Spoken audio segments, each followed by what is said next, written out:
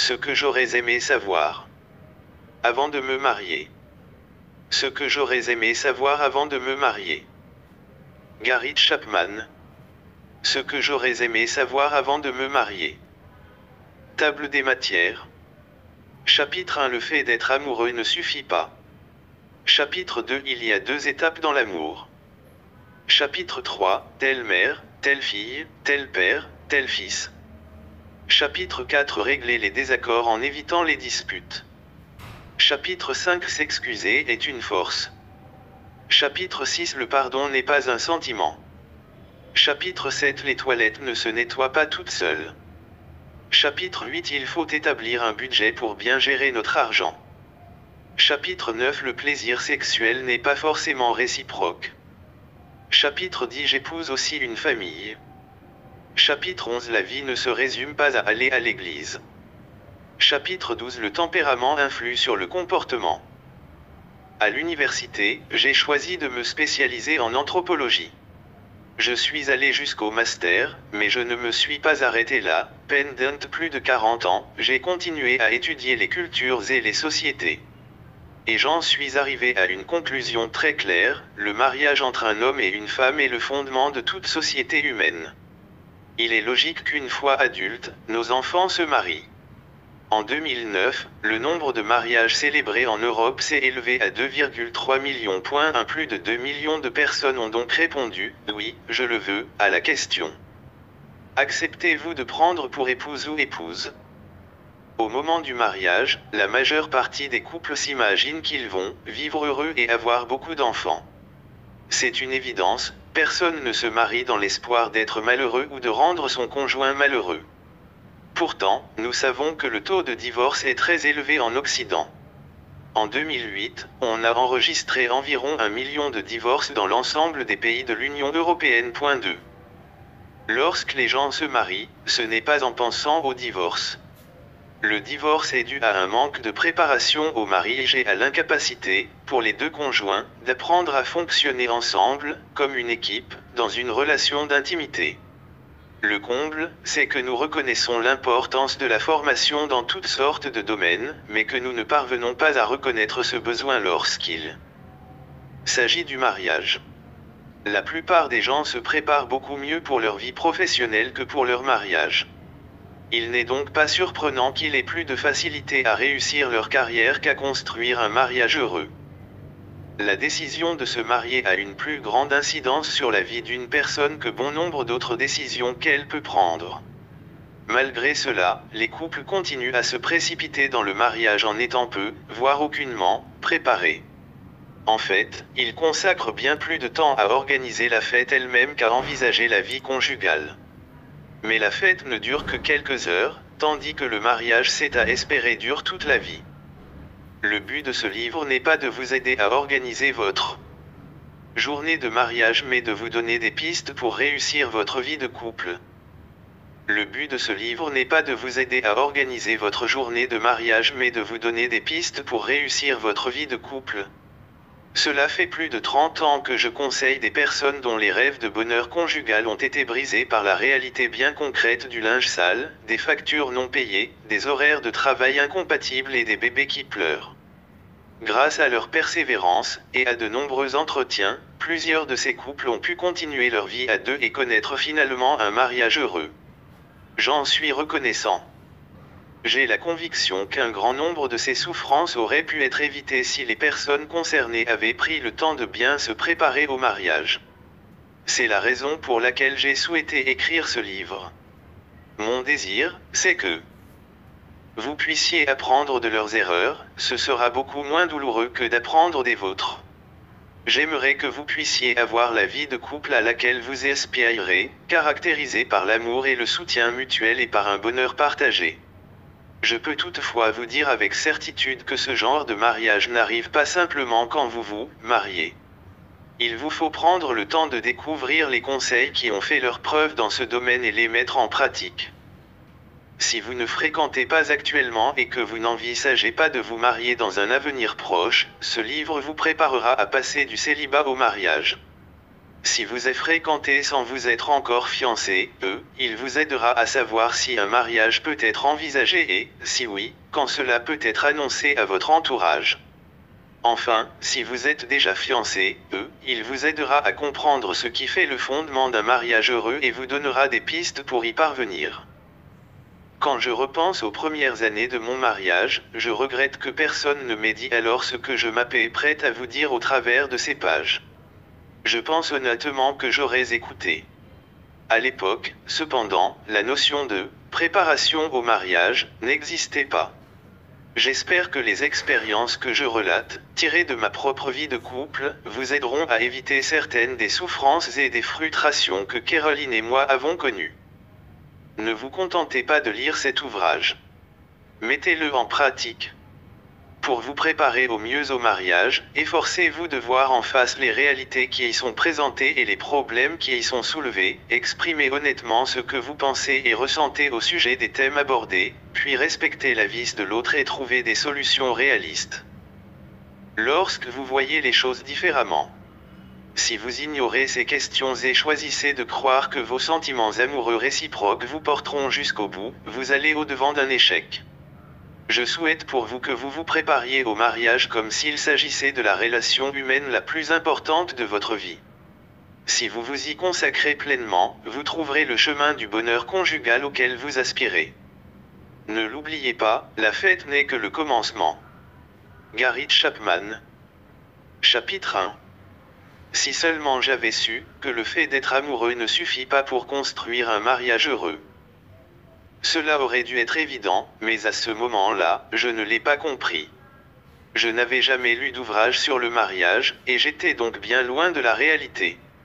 Je savais juste que j'éprouvais des sentiments pour Caroline et que ceux-ci ne ressemblaient en rien à ce que j'avais pu ressentir pour d'autres filles. Lorsque nous nous embrassions, j'avais l'impression de m'envoler, et quand je la revoyais après une absence prolongée, j'en avais des frissons. Tout me plaisait chez elle, je la trouvais jolie, j'aimais sa manière de s'habiller, sa façon de parler, de marcher, et j'étais surtout fasciné par ses yeux bruns. Je m'entendais même bien avec sa mère, je me suis d'ailleurs porté volontaire pour repeindre sa maison. J'étais prêt à tout pour faire savoir à cette fille combien je l'aimais. Je ne pouvais pas imaginer une jeune femme plus merveilleuse. Et je pense qu'elle avait les mêmes sentiments à mon égard. Fort de ses bonnes dispositions, nous avions l'affaire mine. Tention de nous rendre mutuellement heureux pour la vie. Cependant, nous avons vite déchanté, après 6 mois de mariage, les sentiments si romantiques qui nous traînent peut-être dans un état d'euphorie s'étaient évanouis. Ils avaient laissé la place à la douleur, la colère, la déception et l'amertume. Ni elle ni moi n'avions prévu ce scénario lorsque nous étions fous amoureux. Nous pensions alors que nos bonnes impressions et nos sentiments réciproques nous accompagneraient tout le long du chemin. Depuis que je conseille des couples qui désirent se marier, je me suis rendu compte que la plupart ont la même compréhension, très limitée, de ce que signifie être amoureux. Lors du premier entretien, je leur demande souvent « Pourquoi voulez-vous vous marier ?» Et ils me répondent presque tout la même chose, « Parce que nous nous aimons point ». Ensuite, je pose une question, piège, que voulez-vous dire par là? Bien sûr, cela les surprend. Généralement, ils m'expliquent alors qu'ils éprouvent des sentiments très forts l'un pour l'autre, qui durent depuis un certain temps et qui, quelque part, sont différents de ceux qu'ils ont pu ressentir auparavant pour d'autres personnes qui l'ont fréquenté. Et souvent, ils se regardent le plafond, rient bêtement, puis l'un des deux finit par dire « Eh bien, HMMH, oh, vous savez point ». Aujourd'hui, avec le recul et l'expérience, je pense effectivement que je sais. Mais je doute que sache réellement. Je crains qu'il ait la même perception de l'amour que Caroline et moi avions lorsque nous nous sommes mariés. Et je sais maintenant que le fait d'être amoureux ne suffit pas pour construire un mariage heureux. Il y a quelque temps, un jeune homme m'a téléphoné pour savoir si je pourrais célébrer son mariage. Lorsque je lui ai demandé de me préciser la date, il m'a répondu que le grand jour aurait lieu, à peine une semaine plus tard. Je lui ai expliqué que, généralement, j'avais entre 6 et 8 entretiens avec les jeunes couples candidats au mariage. Ce qu'il m'a dit alors est assez classique, en fait, pour être honnête. Avec vous, je ne crois pas que nous ayons besoin d'entretien. Nous nous aimons vraiment et je ne pense pas que nous rencontrerons des problèmes. Point. J'ai souri, puis pleuré intérieurement. Ce jeune homme était lui aussi victime de elle, illusion amoureuse. On emploie souvent l'expression « tomber amoureux ». Quand je l'entends, cela me fait penser à la façon dont on s'y prend pour chasser dans la jungle. On creuse un trou sur le chemin qu'emprunte l'animal pour se rendre à son point d'eau et on le recouvre de branches et de feuilles. Alors, la pauvre bête arrive, inconsciente du danger, puis, tout à coup, elle tombe dans le piège. Ces sentiments ont leur importance. Cependant, ils ne constituent pas le fondement d'un mariage satisfaisant. Telle est notre expérience du sentiment amoureux, nous avançons dans la vie, vaquant à nos tâches habituelles, quand, tout à coup, en regardant de l'autre côté de la pièce ou du couloir, nous le voyons. Et vlan, nous tombons amoureux. Nous ne pouvons rien y faire. C'est quelque chose que nous ne maîtrisons pas. Sachant que nous sommes faits l'un pour l'autre, faits pour nous unir, nous nous disons que le plus tôt sera le mieux. Nous en parlons à nos amis, et comme ils voient les choses de la même manière, ils se disent eux aussi que, si nous sommes vraiment amoureux, il est temps que nous nous marions. Malheureusement, souvent, nous oublions de réfléchir à nos convictions sur le plan spirituel, à nos intérêts sur le plan intellectuel et culturel et à nos affinités sur le plan relationnel.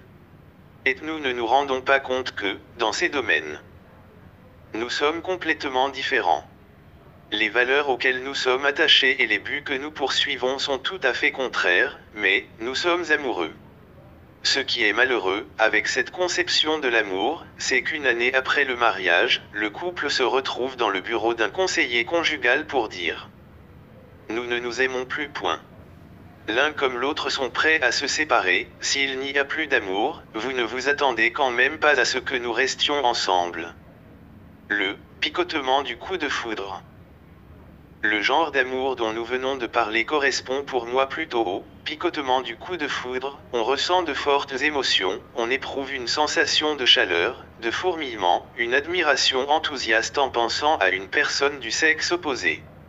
Ce sont ces picotements qui, par exemple, nous motivent à aller manger un hamburger avec elle. Parfois, ils disparaissent lors du premier rendez-vous, nous découvrons quelque chose sur l'autre qui nous refroidit brusquement. Lorsqu'il, elle, nous invite à nouveau à manger quelque part, nous n'avons pas faim. D'autres fois, c'est le contraire, plus nous sommes avec lui, elle, plus le sentiment s'intensifie. Nous commençons à penser à lui, elle, jour et nuit, cela devient obsédant. C'est la personne la plus intéressante et la plus formidable que nous ayons jamais rencontrée. Nous désirons être en sa compagnie aussi souvent que possible. Nous rêvons de partager le reste de notre vie avec elle et de la rendre heureuse. Attention, ne me comprenez pas mal, ces sentiments ont leur importance, ils sont bien réels, et je suis pour qu'ils durent. Cependant, ils ne constituent pas le fondement d'un mariage satisfaisant. Je ne dis pas qu'il faille se marier sans les éprouver. Ces émotions fortes, cette frénésie, ces palpitations, ce sentiment d'acceptation si agréable, cette sensation d'excitation au contact de l'autre, tout cela représente la cerise sur le gâteau. Mais une cerise ne fait pas le gâteau. Les nombreuses autres questions abordées dans ce livre sont essentielles et il est indispensable d'y réfléchir sérieusement avant de prendre le chemin du mariage. Le fait d'être amoureux est une expérience profondément émotionnelle, c'est un sentiment qui a quelque chose d'assez apparent. Cependant, les émotions changent et les passions retombent. Selon des études, la durée de vie moyenne de cette sorte d'obsession amoureuse est de 2 ans. Pour certains, elle peut se prolonger un peu, pour d'autres, elle peut être plus courte. Mais la moyenne est de 2 ans, après quoi l'euphorie disparaît et les aspects de la vie dont nous ne tenions pas compte commencent à prendre de l'importance. Nos différences deviennent plus évidentes et nous finissons souvent par nous disputer avec la personne que nous trouvions si parfaite auparavant. Alors, nous constatons par nous-mêmes que le fait d'être amoureux n'est pas une base suffisante pour construire un mariage heureux. Si vous fréquentez et envisagez le mariage, je vous encourage à lire l'appendice qui se trouve en fin d'ouvrage, Conseils pour la période des fréquentations. Je crois que les fréquentations doivent avant tout vous permettre d'apprendre à vous connaître et de réfléchir à ce qui doit constituer le fondement de votre union tant sur le plan spirituel, qu'intellectuel, émotionnel, social et physique. Alors, seulement, vous pourrez prendre une décision sage et vous engager ensemble dans le mariage, ou pas. Les questions posées dans l'appendice vous aideront à réfléchir ensemble à ces sujets. Discutez en sur une échelle de 0 à 10, quelle note donneriez-vous aux sentiments romantiques et passionnés que vous éprouvez pour la personne que vous fréquentez? Selon des études, les sentiments de ce genre ont une durée de vie moyenne de 2 ans. Combien de temps pensez-vous qu'ils dureront pour vous? Vous êtes-vous demandé si vous étiez compatibles sur les plans suivants: spirituel, unité; intellectuel, sujet de conversation, intérêt; moral, valeur; social, choix des amis; culturel, goût; émotionnel, façon de réagir, maîtrise de soi. Si vous souhaitez réfléchir plus sérieusement à ces questions, vous pouvez utiliser l'appendice qui se trouve en fin d'ouvrage. Chapitre 2. Si seulement j'avais su qu'il y a 2 étapes dans l'amour. C'est à l'aéroport de Chicago que je l'ai rencontrée. Elle allait rejoindre son fiancé pour le week-end. Où est-ce que vous allez? M'a-t-elle demandé. Je vais à Milwaukee, dans le Wisconsin, pour animer un séminaire sur le mariage. Qu'est-ce que vous enseignez dans ce genre de séminaire? J'essaie de proposer des pistes concrètes aux participants pour les aider à améliorer leur vie de couple s'ils sont déjà mariés. Pourquoi? M'a-t-elle demandé avec des yeux étonnés. Si on s'aime, cela ne suffit pas. Si on s'aime, cela ne suffit pas. Je savais que Jean-Tel était son prénom était sincère, car je pensais comme elle avant de me marier. En attendant notre vol, je lui ai parlé des 2 étapes de l'amour. La première nécessite peu d'efforts, nous sommes motivés par nos sentiments et nous nous trouvons dans un état d'euphorie, voir chapitre 1.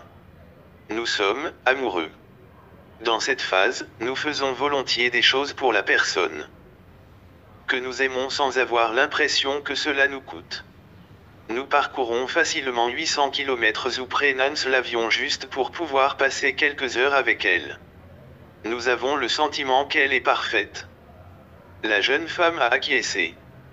J'ai ajouté rapidement. Bien sûr, il est possible que votre mère ait un avis différent. Elle vous dit peut-être, ma chérie, est-ce que tu as pensé à... Oui, j'ai déjà entendu ça, a-t-elle répondu. À cette étape de l'amour romantique, le couple n'a pas à travailler pour que la relation s'améliore. Il se peut qu'ils dépensent tous deux beaucoup d'énergie à faire des choses l'un pour l'autre, mais ils n'ont pas l'impression que cela nécessite un effort. Ils ont plutôt tendance à dire que c'est un plaisir. Ils sont même absolument ravis de pouvoir faire quelque chose pour l'autre. Ils désirent se rendre mutuellement heureux et y parviennent souvent. Cependant, comme je l'ai dit au chapitre précédent, ce sentiment d'amour romantique ne dure en moyenne que 2 ans. On ne reste pas dans cet état d'euphorie pour toujours. Et d'ailleurs, il vaut mieux qu'il en soit ainsi, car il est difficile de se concentrer sur quoi que ce soit d'autre lorsqu'on est amoureux. Si cela vous arrive pendant vos études, vos notes vont certainement baisser un peu.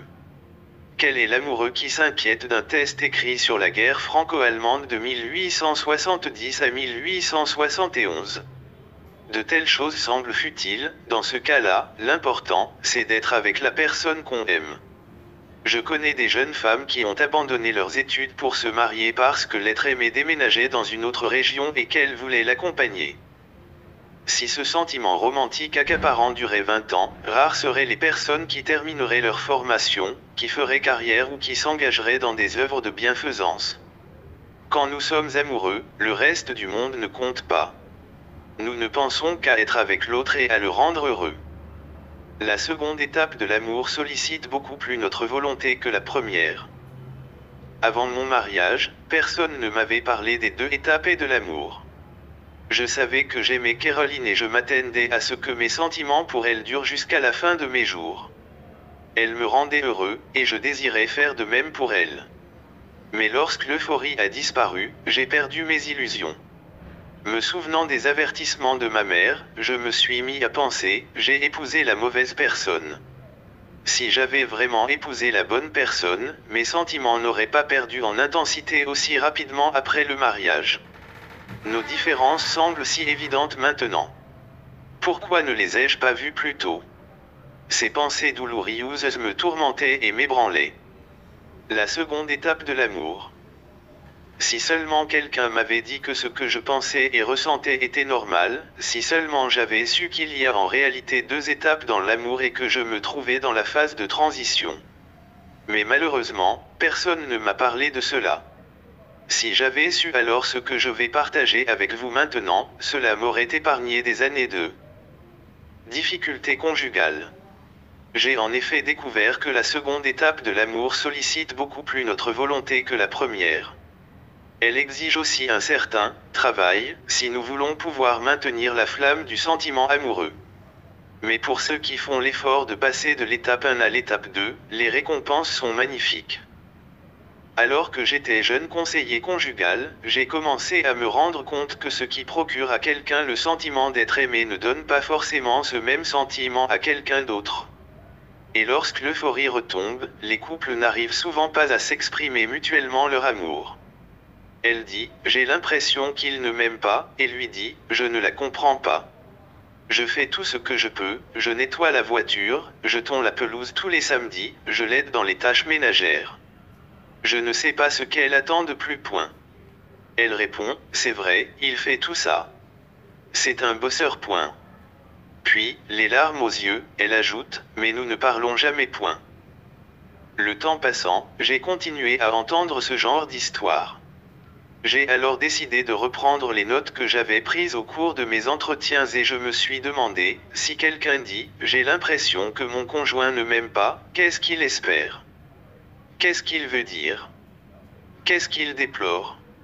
J'ai classé les différentes plaintes que j'avais pu entendre, et j'ai découvert 5 catégories, que j'ai appelées par la suite, les 5 langages de l'amour.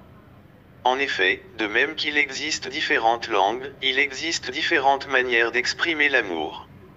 Et de même que nous avons tous une langue maternelle, une langue que nous comprenons mieux que les autres, nous avons aussi chacun un langage d'amour fondamental. Sur les 5 langages d'amour qui existent, il y en a un qui nous parle plus que les 4 autres.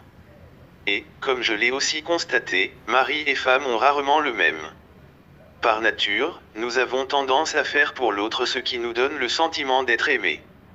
Mais si cela ne correspond pas à son langage, il, elle, ne sera pas touché, eux, de la même façon.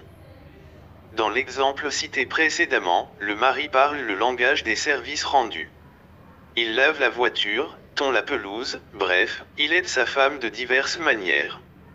C'est sa façon à lui de manifester son amour. Il le lui exprime sincèrement, mais pas dans son langage à elle. Car pour sa part, elle est sensible aux moments de qualité. Elle dit, nous ne parlons jamais point. Pour qu'elle se sente aimée, elle a besoin que son mari prenne vraiment du temps pour elle en l'écoutant, en parlant avec elle, en lui racontant ce qu'il vit, c'est-à-dire en communiquant.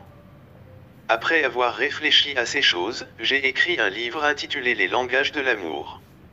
Les actes qui disent « je t'aime », il s'est beaucoup vendu en anglais et a été traduit en de nombreuses autres langues. Il a aidé bien des couples à apprendre à communiquer, à s'exprimer l'un l'autre leur amour de manière efficace et à en maintenir la flamme. Il leur a montré comment passer de l'étape 1 à l'étape 2.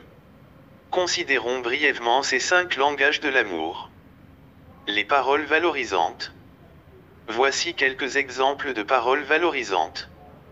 Je suis vraiment reconnaissant, que tu aies lavé la voiture. Elle est magnifique, maintenant.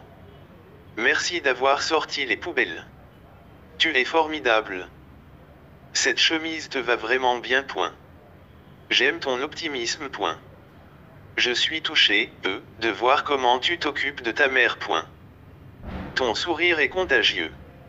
Tu as remarqué que tout le monde s'est déridé quand tu es entré, dans la pièce.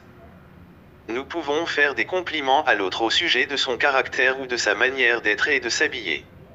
Nous pouvons aussi la remercier pour quelque chose qu'il, elle, a fait pour nous ou pour telle ou telle personne. Réfléchissons à ce que nous admirons ou apprécions chez lui, elle, et disons-le lui. Si les paroles valorisantes correspondent à son langage d'amour fondamental, cela lui fera l'effet d'une pluie arrosant une terre desséchée. Rien ne lui donnera davantage le sentiment d'être aimé. Les services rendus. Pour la personne sensible à ce langage, les actes parlent plus fort que les paroles. Si vous lui dites des paroles valorisantes telles que « je t'admire »,« je t'apprécie »,« je t'aime », elle pensera probablement, et peut-être vous le dira-t-elle clairement si tu m'aimes, pourquoi est-ce que tu ne me donnes pas un coup de main autour de la maison ? Si les services rendus correspondent à son langage d'amour principal, alors elle se sentira aimée si vous lavez la voiture, tondez la pelouse ou changez la couche du petit.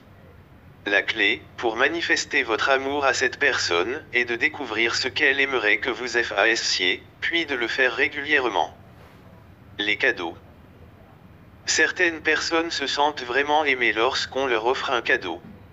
Ce langage leur fait comprendre qu'on a pensé à elles et qu'on tient à elles. Les meilleurs présents sont ceux qui font réellement plaisir. Si vous donnez une canne à pêche à quelqu'un qui n'aime pas la pêche, ce ne sera probablement pas une preuve d'amour très parlante. Comment pouvons-nous découvrir ce que l'autre aimerait recevoir ? En posant des questions et en observant. Écoutons ses commentaires quand il, elle, reçoit des cadeaux de la part d'autres personnes de la famille. Écoutons bien, et nous saurons ce qui lui fait le plus plaisir. Soyons attentifs aux remarques qu'il, elle, fait en regardant un catalogue ou en voyant une publicité à la télévision. S'il, elle, dit qu'il, elle, aimerait bien quelque chose, notons-le. Nous pouvons aussi lui demander ouvertement, si je voulais te faire un cadeau, qu'est-ce qui te ferait plaisir ? Il vaut mieux lui offrir quelque chose dont il, elle, a déjà parlé que de lui faire une surprise avec un cadeau qu'il, elle, n'apprécie pas. Et il n'est pas nécessaire que cela coûte cher, une rose, du chocolat, une jolie carte, un livre, tous ces petits présents exprimeront clairement notre amour à l'être aimé si son langage d'amour est celui des cadeaux. Les moments de qualité. Consacrer du temps de qualité à une personne, c'est lui accorder une attention exclusive. Nous asseoir dans la même pièce pour regarder la télévision n'est pas suffisant. Car alors, notre attention n'est pas entière. Pour passer du temps de qualité ensemble, il faut être dans la même pièce, certes. Mais avec la télévision éteinte et le journal replié sur la table. Il faut pouvoir se regarder l'un l'autre, se parler et s'écouter. Nous pouvons aussi aller nous promener, pour autant que notre but soit d'être avec celui ou celle que nous aimons, et non pas uniquement de faire de l'exercice. Les couples qui vont au restaurant mais qui ne se parlent pas ne sont pas sensibles au langage des moments de qualité. Ils satisfont simplement leur besoin physique, celui de se nourrir. Les vrais moments de qualité disent « Je fais cela parce que j'ai envie d'être avec toi. » Que nous travaillions ensemble au jardin ou partions faire du camping, le but est que nous passions du temps l'un avec l'autre. Pour certaines personnes, rien ne vaut un moment de qualité. Cela leur permet de se sentir vraiment aimés. Le toucher physique. Nous connaissons depuis longtemps l'importance du contact physique. Différentes études ont montré que les bébés qui sont câlinés et qui font l'objet de gestes de tendresse se développent beaucoup mieux sur le plan affectif que les bébés qui vivent de longues périodes sans contact physique. Dans chaque culture, il y a, entre membres du sexe opposé, des touchers qui sont appropriés et d'autres qui sont inappropriés. Mais une chose est sûre, le toucher approprié est affectueux, tandis que le toucher inapproprié est humiliant. Pour la personne sensible à ce langage d'amour, rien ne parle plus que le contact physique à propos. Découvrir notre langage d'amour. Considérons, ci-après, 3 moyens de découvrir notre langage d'amour fondamental. Premièrement, nous pouvons observer notre propre comportement, comment exprimons-nous généralement notre amour et notre reconnaissance aux autres. Si nous posons toujours notre main sur l'épaule des gens ou si nous les serrons facilement dans nos bras, alors notre langage est probablement le toucher physique. Si nous aimons les encourager, il consiste certainement plus à prononcer des paroles valorisantes. Si nous aimons leur offrir des cadeaux, nous sommes peut-être contents d'en recevoir aussi. Et si nous apprécions le moment des repas ou le temps passé à nous promener avec eux, notre langage d'amour est plutôt celui des moments de qualité. Enfin, si nous sommes sans cesse en train de chercher à les aider, notre langage pourrait bien être celui des services rendus. Le langage que nous parlons le plus souvent est très certainement celui auquel nous sommes le plus sensibles. Deuxièmement, nous pouvons nous demander ce qui nous dérange le plus chez ceux qui nous entourent. Si nous nous plaignons sans cesse de ce que personne ne nous aide, nous parlons sûrement le langage des services rendus. Si nous regrettons de ne pas passer assez de temps avec telle ou telle personne, nous sommes particulièrement sensibles aux moments de qualité.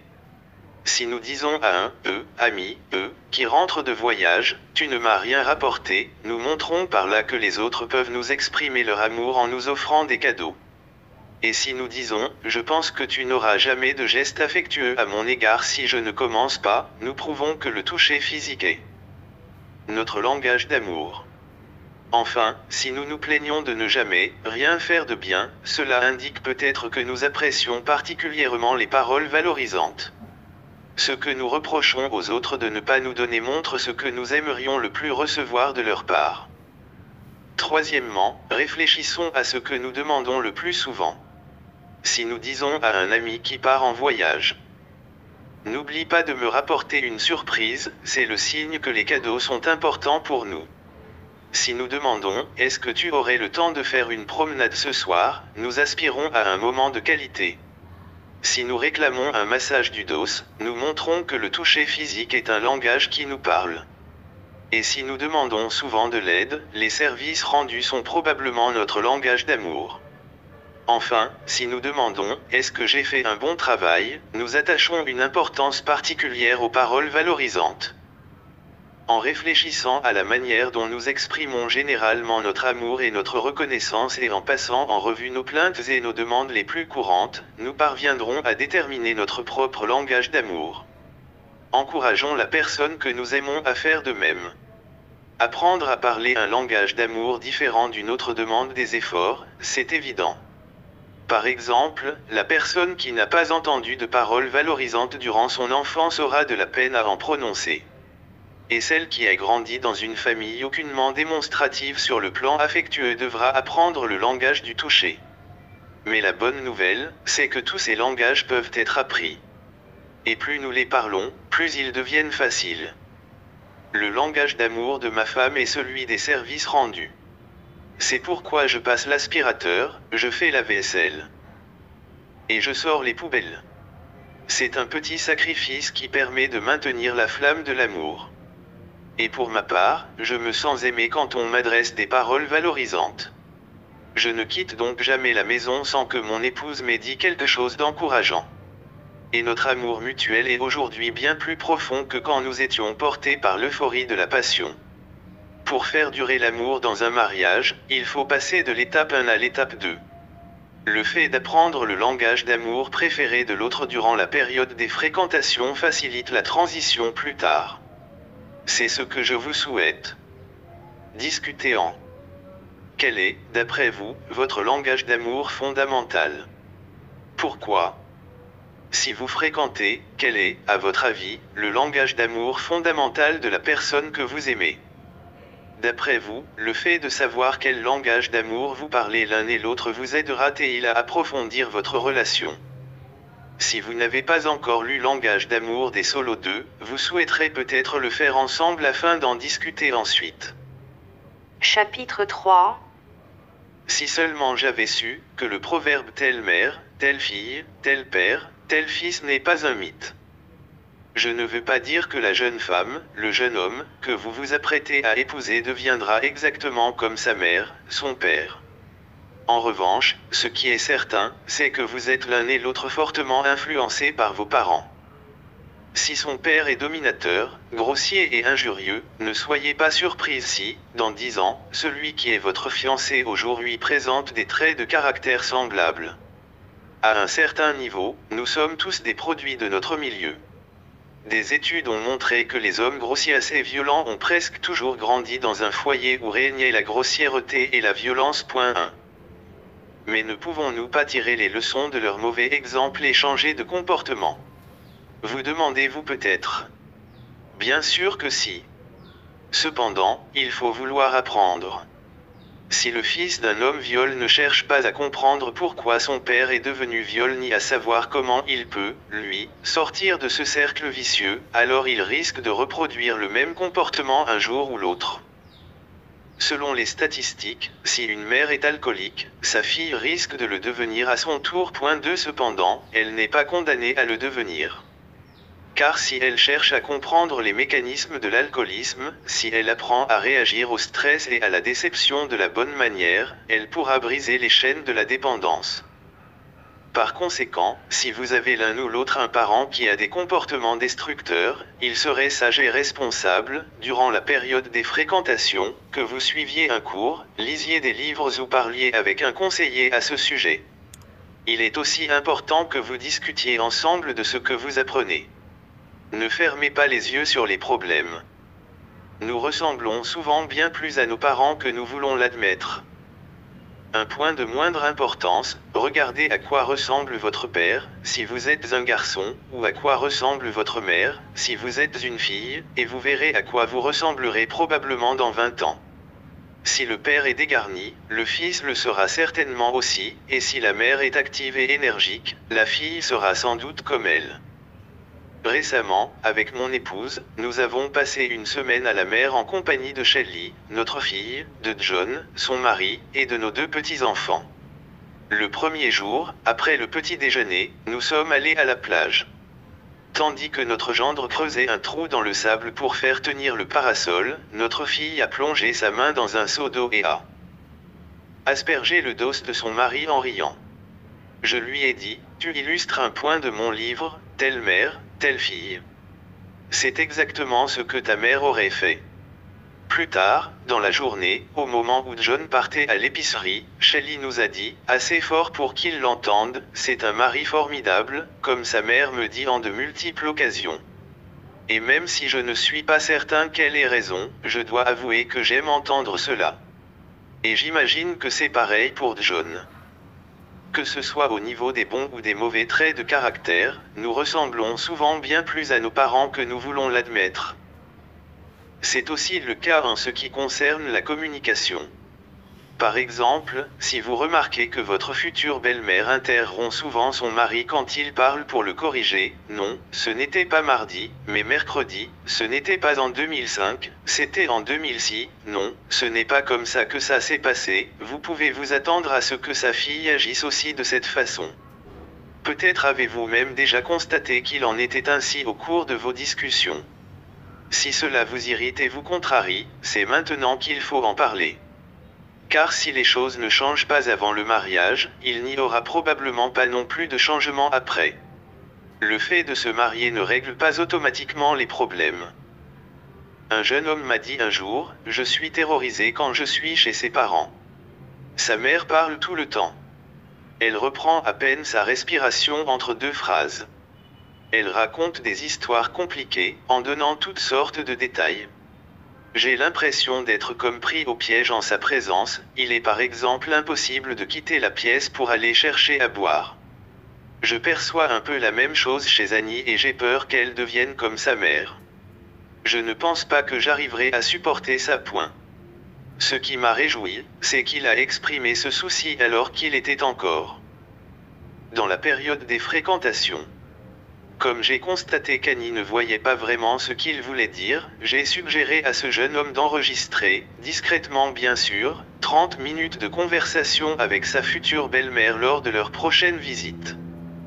Plus tard, quand Annie a écouté l'enregistrement, elle s'est rendue compte que sa mère posait rarement des questions et que, quand elle en posait, elle ne laissait que très peu de temps à la personne pour répondre avant de se lancer à nouveau dans un flot ininterrompu de paroles.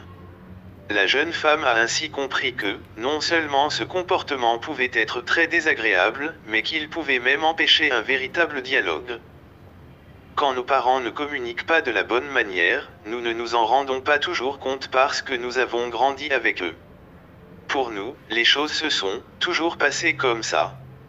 Il est parfois nécessaire qu'une personne extérieure à la famille attire notre attention sur ce qui ne va pas et nous aide à comprendre pourquoi cela doit changer. Puisque nous sommes influencés par le mode de communication de nos parents, nous risquons fort de l'adopter nous-mêmes. Mais la bonne nouvelle, c'est que ce n'est pas une obligation. Le changement peut intervenir. Et c'est pendant le temps des fréquentations qu'il faut s'en occuper. Si, quand vos futurs beaux-parents se disputent, lui finit par quitter la pièce sans même écouter sa femme jusqu'à la fin, vous pouvez vous attendre à ce que, après le mariage, l'homme que vous fréquentez réagisse de la même manière. À moins, bien sûr, qu'il ne lise ce livre ou d'autres du même genre et que vous ne trouviez ensemble une façon plus saine de résoudre les conflits. La question de l'amabilité et de la politesse est aussi importante. Comment agissent ses parents dans ce domaine ? Son père ouvre-t-il la porte de la voiture à sa femme ? Si c'est le cas, votre fiancé attendra le même geste de votre part. Enlève-t-il sa casquette en rentrant à la maison ? Si ce n'est pas le cas, son fils ne le fera sans doute pas non plus. Sa mère répond-elle aux questions à la place de son mari ? Si oui, sa fille fera de même. Son père regarde-t-il sa femme quand elle lui parle ou continue-t-il à regarder la télévision sans se donner la peine de lui répondre ? Son fils fera probablement pareil. Sa mère réclame-t-elle continuellement à son mari qu'il range le garage ou accomplisse une quelconque autre tâche ? Si tel est le cas, attendez-vous à ce que sa fille fasse de même. Votre futur beau-père est-il un homme tranquille et réservé ou plutôt expansif et direct ? Sa mère est-elle indépendante ? Prend-elle souvent des décisions sans en parler à son mari ? Prépare-t-elle les repas ? Son père nettoie-t-il sa voiture ? Sa mère est-elle femme au foyer ou exerce-t-elle une profession ? Son père possède-t-il sa propre entreprise ou travaille-t-il pour un patron ? Tond-il la pelouse ou paye-t-il quelqu'un pour le faire ? Sa mère aime-t-elle les albums PH Autos ? S'engage-t-elle activement dans l'église ? Et qu'en est-il de son père à lui, dans ce domaine ? En vous posant ce genre de questions, vous saurez à quoi vous devez vous attendre si vous épousez la personne que vous fréquentez. Si l'une ou l'autre des réponses vous dérange, c'est le moment d'en discuter ouvertement. La solution est soit d'accepter ces traits de caractère, soit de réfléchir ensemble à la manière dont les choses pourraient changer. Souvent, aujourd'hui, dans notre culture du « tout de suite », les couples qui fréquentent passent peu de temps avec leurs futurs beaux-parents. Ils se marient sans vraiment connaître le contexte familial dans lequel l'autre a grandi. Ou s'ils passent du temps avec les beaux-parents, ils n'observent pas attentivement la manière dont ils se comportent et communiquent entre eux. Durant la période des fréquentations, on a tendance à relever les côtés positifs et à ne pas vraiment voir les complètement négatifs, parce qu'on ne peut pas imaginer que la personne qu'on va épouser les adoptera un jour. Pourtant, c'est très probablement ce qui risque de se produire, à moins qu'un travail ne soit fait et que des mesures ne soient prises pour que le jeune adulte ne répète pas les comportements erronés qu'il a observés durant son enfance. Je ne peux donc qu'encourager chaque couple à passer du temps avec les parents de l'un et de l'autre. Cela permet d'apprendre à connaître leur caractère, leur mode de communication, leurs valeurs et, surtout, leur façon de se comporter l'un envers l'autre. Car tout cela a grandement influencé la personne avec laquelle vous envisagez de vous marier. Si vous vous rendez compte que certaines choses vous dérangent, prenez vraiment le temps d'en parler avec votre petit, ami, puis cherchez ensemble des solutions en vue d'un changement, afin que le dicton « telle mère, telle fille, tel père, tel fils » ne devienne pas réalité dans votre vie à deux. Discutez pour lui. Faites une liste des choses que vous aimez chez votre père, puis une liste des choses que vous considérez chez lui comme des traits de caractère négatifs. Si la jeune femme que vous fréquentez a déjà fait ça, connaissance, demandez-lui de réfléchir elle aussi à ces choses. Au regard de ces listes, discutez avec elle des domaines dans lesquels vous aimeriez être différent de votre père. Que pourriez-vous faire pour que cela commence à changer ? Pour elle, faites une liste des choses que vous aimez chez votre mère, puis une liste des choses que vous considérez chez elle comme des traits de caractère négatifs. Si le jeune homme que vous fréquentez a déjà fait sa connaissance, demandez-lui de réfléchir lui aussi à ces choses. Au regard de ces listes, discutez avec lui des domaines dans lesquels vous aimeriez être différente de votre mère. Que pourriez-vous faire pour que cela commence à changer? 35. Chapitre 4. Si seulement j'avais su comment régler les désaccords en évitant les disputes. Durant notre période de fréquentation avec Caroline, je n'ai jamais imaginé que nous pourrions avoir un jour des divergences de vues importantes. Nous semblions si compatibles. J'étais prêt à faire tout ce qu'elle désirait, et elle semblait accepter facilement mes suggestions. C'est d'ailleurs une des choses qui me plaisait chez elle. Il ne m'est jamais venu à l'esprit que nous pourrions finir par nous disputer. En tant qu'individus, nous avons chacun des désirs, des préférences et des comportements différents. Chacun des choses qui nous énervent ou qui nous plaisent. Cependant, à partir de notre voyage de noces et durant les premières années de notre mariage, nous avons connu des conflits. Je ne parvenais pas à comprendre son manque de logique, et elle ne comprenait pas comment je pouvais être si dur et si exigeant. En réalité, je n'avais aucune intention d'être dur, j'étais simplement convaincu que mon idée était la meilleure. Et, bien sûr, Caroline pensait la même chose de ses propres idées. Personne ne nous avait dit que les divergences de vues font partie de la vie à deux. Tous les couples ont des désaccords, et ce pour la simple et bonne raison qu'un couple est formé de deux individus. En tant qu'individus, nous avons chacun des désirs, des préférences et des comportements différents, chacun des choses qui nous énervent ou qui nous plaisent. Par exemple, j'ai découvert que ma femme aimait regarder la télévision, alors que, pour moi, c'était une perte de temps. Pourquoi ne pas plutôt lire un livre et apprendre quelque chose? Est-ce que quelqu'un a déjà appris quelque chose en regardant la télévision? Telle était ma vision des choses. Caroline me répondait que c'était sa manière de se détendre et que, contrairement à ce que je pensais, on pouvait beaucoup apprendre en regardant les différentes émissions. Ce sujet est donc devenu très délicat et, régulièrement, il déclenchait des disputes. Et avec les années, nous avons découvert d'autres points sensibles. Notre vie conjugale est ainsi devenue une suite ininterrompue d'explosions verbales. À cette époque, j'ai à nouveau pensé, j'ai épousé la mauvaise personne. Si je m'étais marié avec la bonne personne, nous n'en serions pas là. Et je suis certain que Caroline pensait la même chose. Plus tard, en parlant avec d'autres, nous avons compris que tous les couples vivent des conflits. Certains apprennent à les résoudre, à l'amiable, tandis que d'autres recourent à de vives querelles. Nous faisions malheureusement partie de la seconde catégorie. Ces 30 dernières années, lors de mes entretiens, j'ai entendu de nombreux couples me dire combien ils étaient frustrés de toujours retomber dans le même schéma de dispute. Ils rencontraient les mêmes difficultés que ma femme et moi avions rencontrées durant le début de notre vie à deux. Heureusement, j'ai pu en aider beaucoup à trouver un meilleur chemin que celui des conflits. Dans ce chapitre, j'aimerais partager avec vous certains des conseils que je leur ai donnés. Tout d'abord, nous devons reconnaître que les conflits font partie de la vie conjugale. Ils ne sont pas le signe que nous avons épousé la mauvaise personne. Ils nous rappellent simplement que nous sommes des êtres humains. Nous avons tout tendance à penser que nos idées sont les meilleures. Et nous oublions souvent que notre femme, ou notre mari, pense la même chose de ses idées à elle, lui. Sa logique ne correspond pas à la nôtre, et sa manière de ressentir les choses non plus. Car nos idées et notre conception de la vie sont influencées par ce que nous avons vécu avant le mariage, par nos valeurs et par notre caractère. Et ces composantes sont différentes pour chacun. Certains conflits concernent des sujets importants, d'autres des questions de détail. Une dispute sur la manière de remplir le lave-vaisselle entre dans la catégorie des désaccords mineurs, tandis qu'une divergence de vue sur la question d'avoir ou non un enfant implique beaucoup plus, c'est certain. Mais qu'ils soient petits ou grands, tous les conflits peuvent gâcher une soirée, une semaine, un mois ou même une vie. Et d'un autre côté, ils peuvent aussi nous apprendre à nous aimer, à nous soutenir et à nous encourager mutuellement. C'est de loin le meilleur moyen pour grandir. Ce qui fait toute la différence, c'est notre manière de gérer les divergences de vue.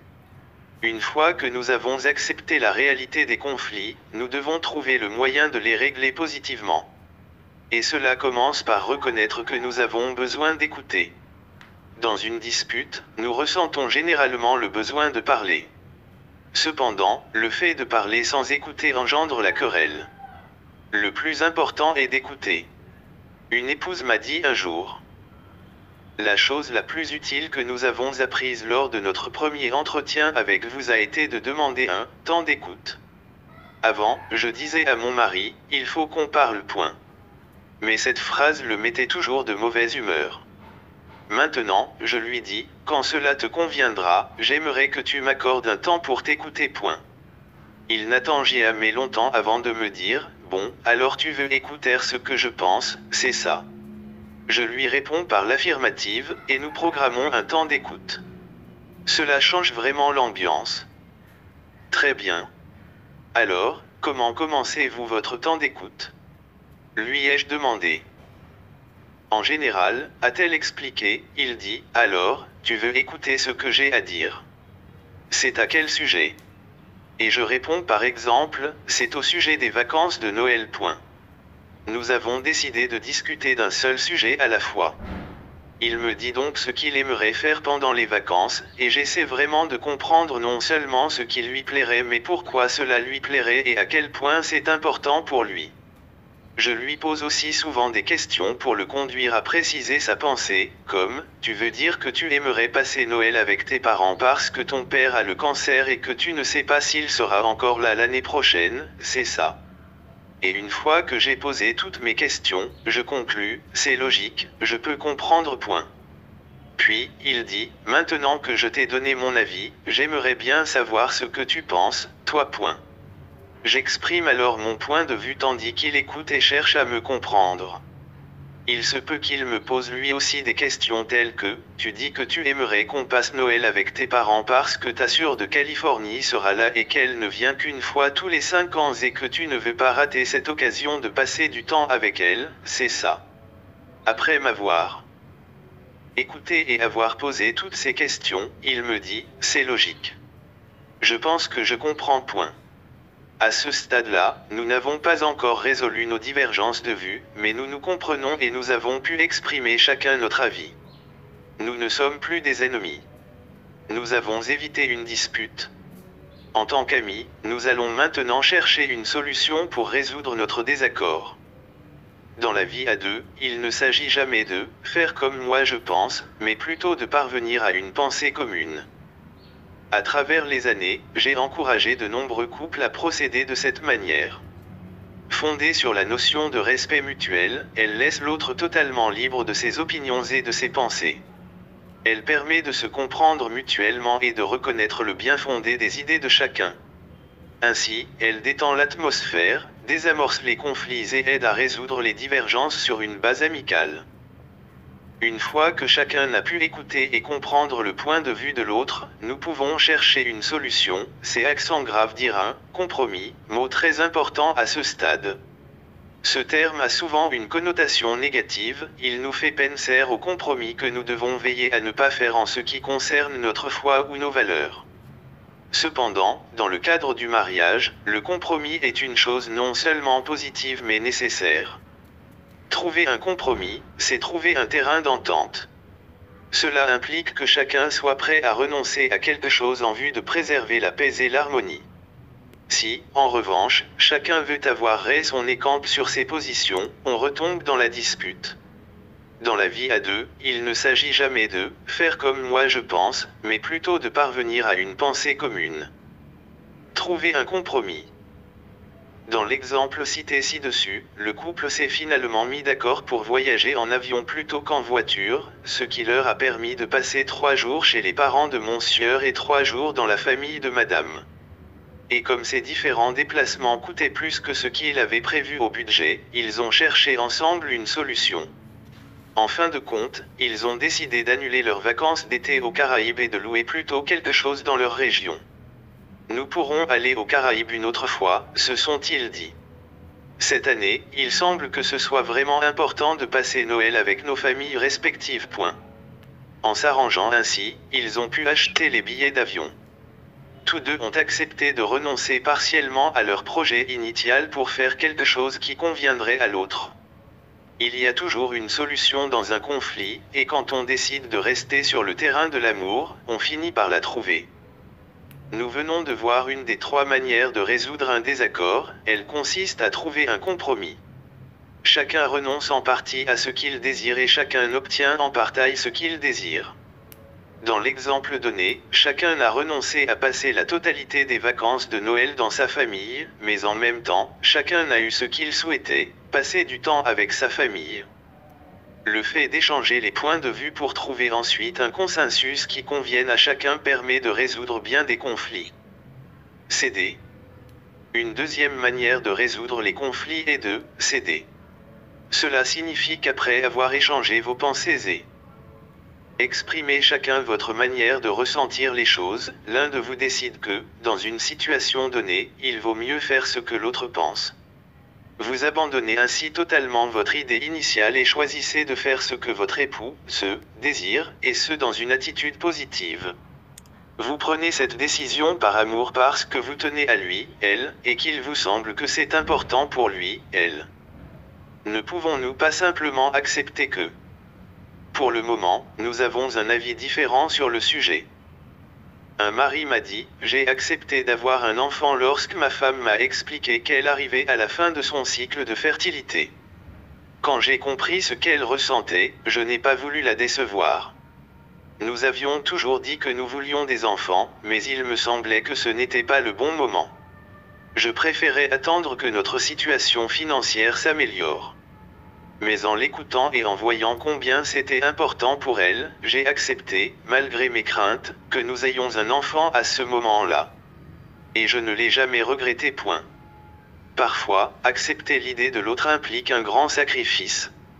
Cependant, l'amour implique toujours une part de sacrifice. En reparler plus tard. Une troisième manière de résoudre un conflit est d'en reparler plus tard. Elle consiste à dire, aujourd'hui, je ne peux pas être vraiment d'accord avec toi sur cette question, et je ne vois pas comment trouver un compromis. Est-ce que nous ne pourrions pas simplement accepter que, pour l'instant, nous avons un avis différent sur le sujet? Nous en reparlerons dans une semaine ou dans un mois, et nous chercherons une solution. Entre-temps, nous continuerons à nous aimer, à nous apprécier et à nous soutenir mutuellement. Ce désaccord ne doit pas troubler notre vie de couple. Point.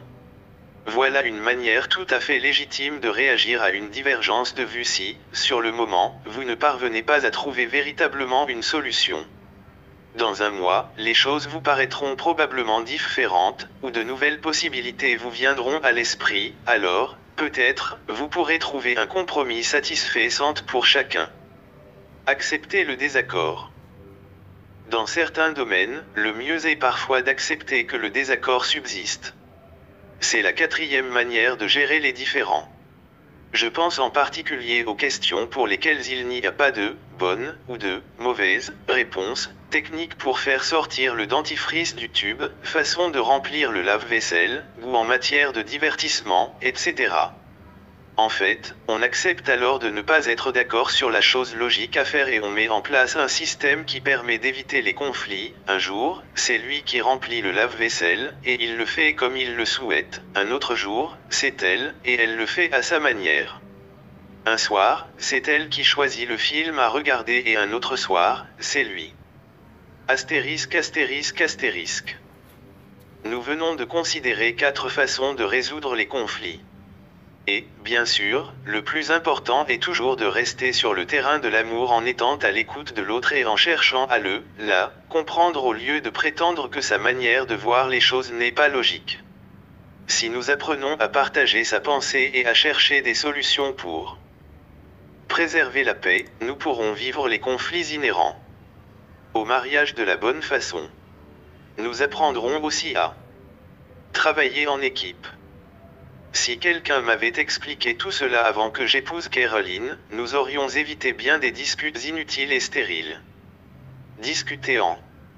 Avez-vous connu des désaccords dans votre relation ces derniers mois? Comment les avez-vous résolus? Avez-vous des conflits non résolus en ce moment?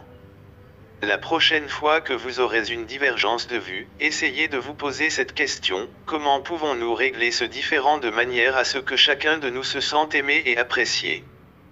Dans ce chapitre, nous avons parlé de 4 manières de résoudre les conflits. Trouver un compromis. Céder. En reparler plus tard. Accepter le désaccord. En avez-vous utilisé une pour mettre fin à un désaccord récemment? Cela a-t-il permis à chacun de se sentir aimé et apprécié? Est-ce que le fait de décider d'en reparler plus tard ou d'accepter de ne pas être d'accord pourrait permettre de résoudre un de vos conflits? Comment vous en sortez-vous l'un et l'autre pour trouver un compromis en cas de divergence de vue? Y a-t-il des choses qui doivent changer pour que vous puissiez progresser dans ce domaine? Chapitre 5. Si seulement j'avais su que le fait de savoir s'excuser est une force. Dans un de ses derniers films, 100 $ pour un shérif, John Wayne affirme que les vrais hommes ne s'excusent pas. Mon père, en tant que fan de cet acteur, ajoutait foi à ses paroles et suivait son exemple. C'était un homme bon. Il n'était ni grossier, ni agressif, ni colérique. Mais de temps en temps, il perdait son sang-froid et parlait durement à ma mère, ainsi qu'à ma sœur et moi parfois. Je ne me souviens pas l'avoir entendu demander pardon une seule fois au cours de ses 86 années de vie. Pour ma part, j'ai simplement suivi ses traces, et c'est ainsi que John Wayne a eu un nouvel adepte. Je n'ai pas pris sciemment la décision de ne jamais m'excuser, mais le fait est que l'idée de demander pardon ne m'est jamais venue à l'esprit. Avant le mariage, je ne pouvais pas imaginer que je ferais ou dirais un jour quelque chose à mon épouse qui nécessiterait des excuses. Car je l'aimais. Je voulais la rendre vraiment heureuse et j'étais sûr que c'était aussi ce qu'elle désirait pour moi. Cependant, après le mariage, j'ai découvert en moi un côté que je ne connaissais pas. Je me suis rendu compte que je trouvais stupides certaines de ses idées. Et je ne me gênais pas de le lui dire. Caroline, réfléchis. Ce n'est tout simplement pas logique. Mes paroles provoquaient chez elle une vive réaction, et le ton montait rapidement entre nous. Après de tels épisodes, nous nous enfermions dans le silence et nous ne nous adressions plus la parole pendant des heures, voire des jours. Puis, au bout d'un moment, je mettais un terme à ce silence et recommençais à parler comme si de rien n'était. Nous passions alors quelques journées ou quelques mois tranquilles avant que le ton ne monte à nouveau. En réalité, je reproduisais simplement le comportement de mon père, je ne demandais jamais pardon.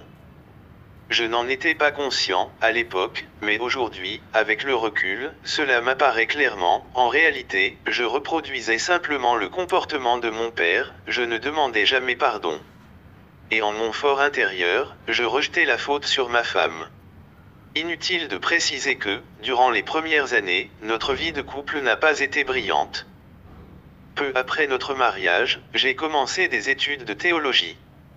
Dans ce contexte, je me suis rendu compte que la Bible avait beaucoup à dire sur la confession et la repentance. La confession consiste à reconnaître que nous avons mal fait, et la repentance consiste à nous détourner sciemment du mal pour faire ce qui est juste. Ces paroles claires et courageuses de l'apôtre Jean m'ont touché. Si nous disons que nous n'avons pas de péché, nous nous trompons nous-mêmes et la vérité n'est pas en nous. Si nous reconnaissons nos péchés, il est fidèle et juste pour nous les pardonner et pour nous purifier de tout mal. 1 Jean 1.8-9. J'ai compris que je m'étais en effet trompé moi-même. La preuve, j'avais rejeté la faute sur Caroline pour mes propres accès de colère. J'ai trouvé alors un grand réconfort en confessant mes péchés à Dieu. Pour être vraiment honnête, il m'a été beaucoup plus difficile d'arriver à reconnaître mes manquements devant Caroline. Cependant, au cours des mois qui ont suivi, j'ai appris à m'excuser auprès de mon épouse, et je me suis rendu compte qu'elle était tout à fait prête à pardonner. Ensuite, elle aussi a appris à s'excuser et je lui ai accordé mon pardon. Après avoir consacré ma vie à conseiller des couples, je peux affirmer avec certitude qu'il n'y a pas de mariage équilibré et sain sans excuses et sans pardon. Car c'est une réalité, nous sommes des êtres humains et, en tant que tels, nous faisons et disons parfois des choses qui font de la peine aux autres. Des paroles et des comportements dépourvus d'amour dressent des barrières entre les personnes. Et ces barrières ne disparaissent pas avec le temps. Elles ne tombent que si l'offenseur demande pardon et que l'offensé choisit de pardonner. Il y a quelques années, en collaboration avec la conseillère conjugale Jennifer Thomas, j'ai fait des recherches approfondies sur l'art de s'excuser. Nous avons posé 2 questions à un échantillon de plusieurs centaines de personnes. La première, quand vous vous excusez, qu'avez-vous l'habitude de dire ou de faire? La seconde, quand quelqu'un vous demande pardon, que espérez-vous qu'il vous dise ou qu'il fasse?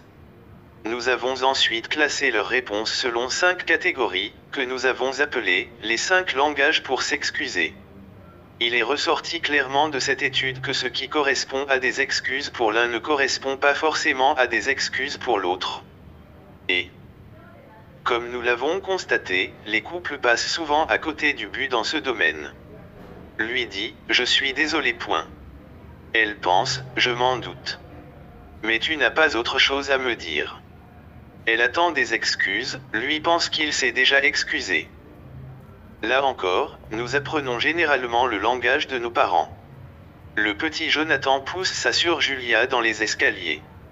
Sa mère le reprend, Jonathan, ne pousse pas ta sœur. Dis-lui que tu es désolé. Il obéit et dit à Julia, je suis désolé. Point. Lorsque, à l'âge de 32 ans, il aura fait de la peine à sa femme, il répétera probablement ces mêmes mots, je suis désolé. Point. Il fera ce que sa mère lui aura enseigné et ne comprendra pas que son épouse ne lui pardonne pas volontiers. Mais celle-ci aura été éduquée différemment, sa mère lui aura appris à dire, j'ai mal agi, je te demande pardon. Point. Voilà donc ce qu'elle attendra de son mari. Pour elle, je suis désolé, ne sera pas synonyme de, pardonne-moi. 5 langages pour s'excuser. Voici un résumé des 5 langages pour s'excuser, que nous avons découvert au cours de nos recherches. Point 1. Exprimer des regrets. Le premier langage d'excuse est l'expression des regrets. La plupart du temps, la personne qui l'utilise commence par ces mots, je suis désolé, point. Mais il est important de préciser la raison de nos regrets. Car cette formulation employée seule est bien trop générale. Par exemple, nous pourrions dire, je suis désolé d'être rentré avec 1 heure de retard. Je sais que tu m'attendais pour aller au cinéma. Je me rends compte qu'on est vraiment en retard, et j'imagine que tu n'as plus très envie d'y aller maintenant. Je m'en veux vraiment d'avoir oublié l'heure. Je me suis laissé prendre par le travail au bureau. C'est complètement de ma faute. J'ai l'impression de t'avoir laissé tomber un bon moment. Si nous avons perdu notre sang-froid et parlé durement, nous pourrions dire, je suis désolé de m'être mis en colère et d'avoir crié. Je sais que j'ai prononcé des paroles vraiment blessantes et que je t'ai fait mal. Un mari ne devrait pas parler ainsi à sa femme. J'ai l'impression de t'avoir rabaissé. Je n'ai pas de peine à imaginer comment je me serais senti si tu m'avais parlé de la même manière. Je regrette vraiment de t'avoir blessé. Point. Ce langage d'excuse est un langage basé sur les sentiments. En l'utilisant, nous cherchons à montrer à l'autre que nous sommes tristes de l'avoir offensé, que ce soit par nos paroles ou par notre comportement. Si c'est là son langage, il veut savoir si nous comprenons à quel point notre attitude l'a fait souffrir. Et tout autre langage que nous pourrons employer lui paraîtra vide de sens. Reconnaître notre responsabilité. Ce langage d'excuse commence par les mots « j'ai eu tort », puis il explique en quoi a consisté le tort. Par exemple, j'ai eu tort de ne pas m'organiser pour pouvoir rentrer plus tôt. Je savais qu'on avait prévu de sortir ce soir, mais je n'ai pas bien réfléchi à l'heure à laquelle il m'aurait fallu être à la maison pour qu'on puisse partir à temps. C'est de ma faute. Je suis le seul responsable. Point. La personne qui a parlé durement pourrait s'excuser ainsi. Je n'aurais pas dû te parler comme ça. Je n'aurais pas dû élever la voix et être dur avec toi. Ce n'était pas de l'amour. Je n'aurais pas dû me mettre en colère. Tu n'y es pour rien. Je reconnais ma responsabilité et je sais que j'ai mal agi. Point. La personne dont la reconnaissance de responsabilité est le langage d'excuse fondamental attend que nous admettions avoir mal agi. Pour elle, le fait de dire « je suis désolé » n'équivaudra jamais à une réelle demande de pardon. Ce qui lui importe, c'est que nous acceptions de porter la responsabilité pour ce que nous avons fait ou dit et que nous reconnaissions nos torts. Réparer. Ce langage d'excuse cherche à arranger les choses. Par exemple, un mari qui a oublié la date d'anniversaire de mariage de son couple dit à sa femme « je sais que j'ai tout raté. Je ne peux pas croire que j'ai réussi à oublier notre anniversaire de mariage. Quel mari suis-je? Je sais que je ne peux pas revenir en arrière, mais j'aimerais avoir la possibilité de me rattraper. Je veux que tu y réfléchisses et que tu me dises ce que je pourrais faire pour réparer cet oubli. On pourrait aller quelque part ou faire quelque chose ensemble. Tu mérites le meilleur et je veux te le donner point. Si c'est là le langage d'excuse principal de son épouse, elle sera touchée et aura très certainement une idée de ce qu'il peut faire pour réparer le tort commis. En réalité, la personne sensible à ce langage se pose une question essentielle, notre comportement lui paraît tellement indifférent qu'elle se demande comment nous avons pu faire une chose pareille si vraiment nous l'aimons encore. Ainsi, la réparation attendue pourrait être en relation avec son langage d'amour. Si celui-ci est le contact physique, elle dira peut-être simplement « Peux-tu me prendre dans tes bras ?» Si son langage est celui des cadeaux, elle nous demandera de lui offrir quelque chose qui lui fait envie, ce qui, pour elle, exprimera réellement notre amour. Si son langage est celui des services rendus, elle dira peut-être « Ce qui me ferait vraiment le plus plaisir, si tu veux réparer ton oubli, c'est que tu ranges le garage point. » Si elle est sensible aux moments de qualité, elle nous demandera peut-être de l'emmener en week-end. Enfin, si son langage est celui des paroles valorisantes, elle nous demandera de lui dire que nous l'aimons. Elle dira peut-être « Pourrais-tu m'écrire une lettre d'amour et me dire pourquoi tu m'aimes ?» Pour ce genre de personnes, les paroles parlent plus fort que les actes. Les couples qui apprennent à s'excuser d'une manière qui parle au cœur de l'autre facilitent grandement le processus de pardon. Exprimer un réel désir de changement. Ce langage d'excuse implique l'élaboration d'un plan visant à empêcher le mauvais comportement de se reproduire. Un mari qui s'était, à nouveau mis en colère, a dit à sa femme « Je n'aime pas réagir comme ça. Ce n'est pas bien. Je sais que c'est déjà arrivé la semaine dernière.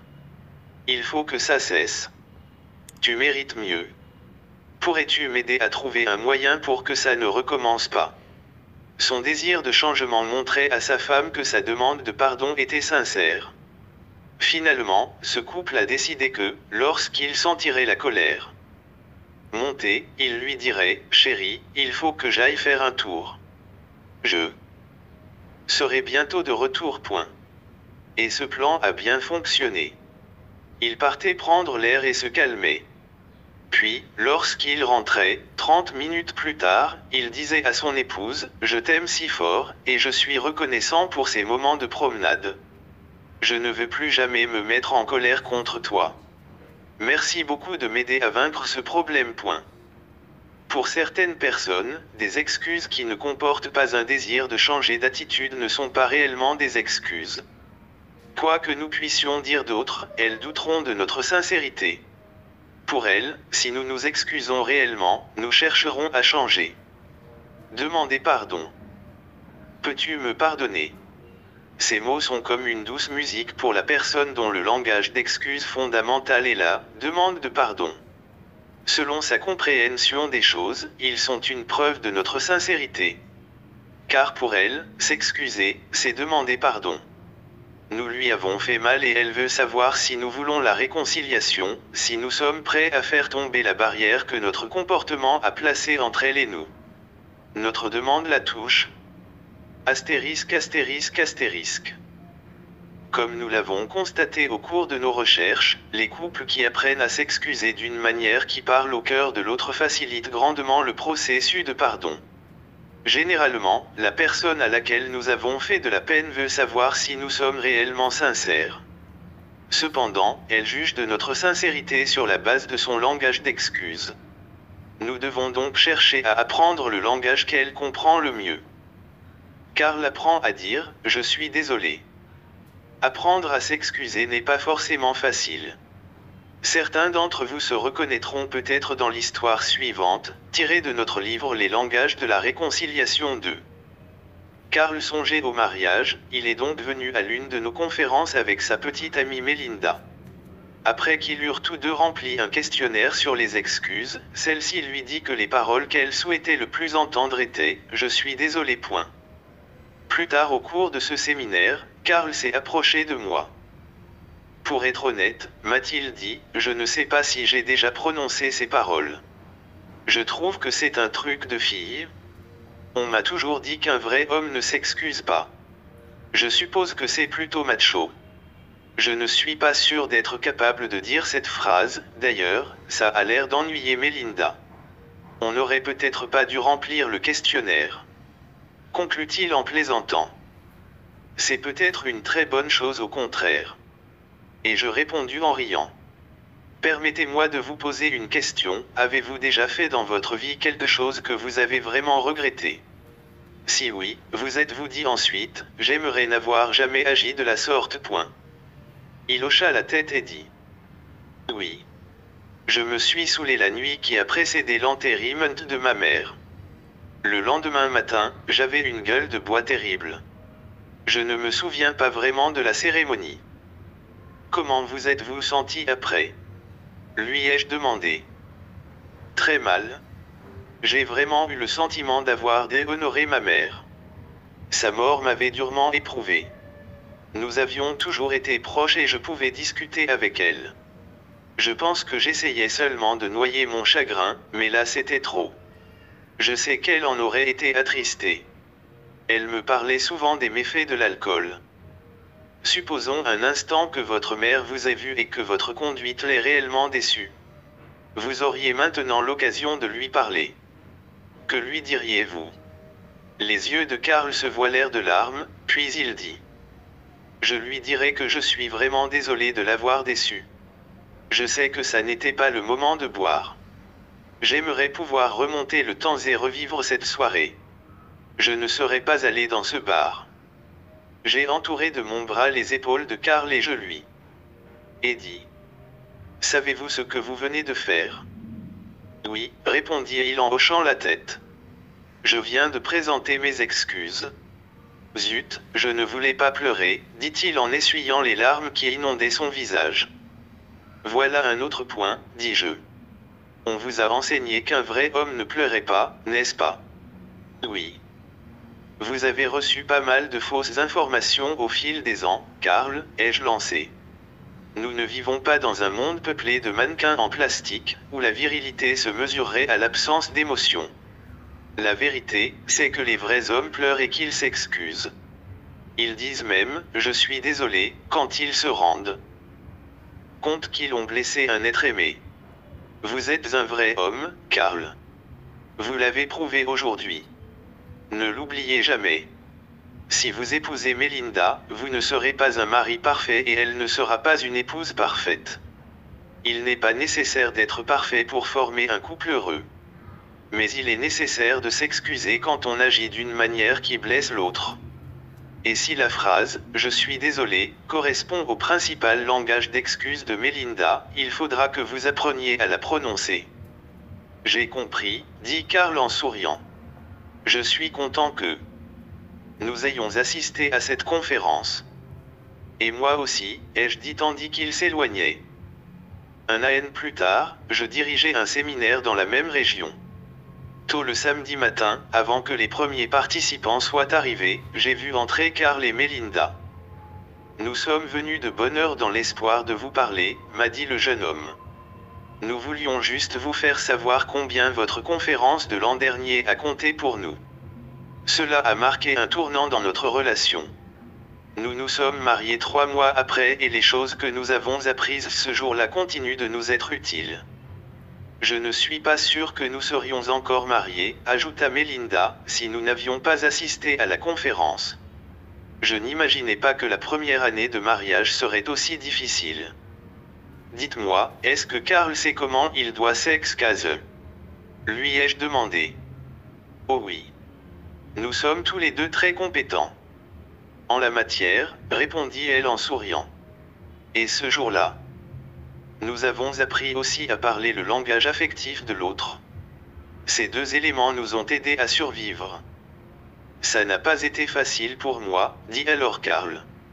Mais j'ai compris combien il était important d'assumer sa conduite. Quel est votre langage d'amour? Ai-je demandé à Melinda. Les services rendus, me répondit-elle, et Karl se spécialise dans ce domaine. Il lave et plie même les serviettes de toilette. Karl secoua la tête et dit: Je n'avais jamais imaginé que je ferais ça un jour. Cependant, je dois admettre que faire la lessive est nettement plus facile que dire « je suis désolé ». Mais j'ai appris à pratiquer les deux. Je veux que notre mariage soit une réussite. Mes parents n'ont pas réussi le leur, et ceux de Melinda non plus. Nous voulons vieillir ensemble. C'est la raison pour laquelle nous sommes ici aujourd'hui pour un cours complémentaire. Nous espérons apprendre de nouvelles choses. Vous êtes un vrai homme, ai-je dit à Karl en lui donnant une tape dans le dos. Quand je repense à ma propre vie de couple, je me dis que j'aurais aimé apprendre plus tôt non seulement combien il est important de s'excuser, mais aussi comment on peut s'excuser efficacement. Cela m'aurait épargné des journées de souffrance silencieuse, passées à attendre en vain que Caroline oublie mes paroles blessantes. 58. Discuter en. Vous est-il arrivé récemment de demander pardon à celui, celle, que vous aimez? Que lui avez-vous dit? Celui, celle, que vous aimez vous a-t-il, elle, demandé pardon récemment? Ces excuses vous ont-elles semblé sincères? Lui avez-vous pardonné? Pourquoi ou pourquoi pas? Comment, selon chacun de vous, doit s'exprimer une excuse sincère? Devriez-vous demander pardon pour quelque chose à celui, celle, que vous aimez? Pourquoi ne le feriez-vous pas aujourd'hui? Chapitre 6. Si seulement j'avais su que le pardon n'est pas un sentiment.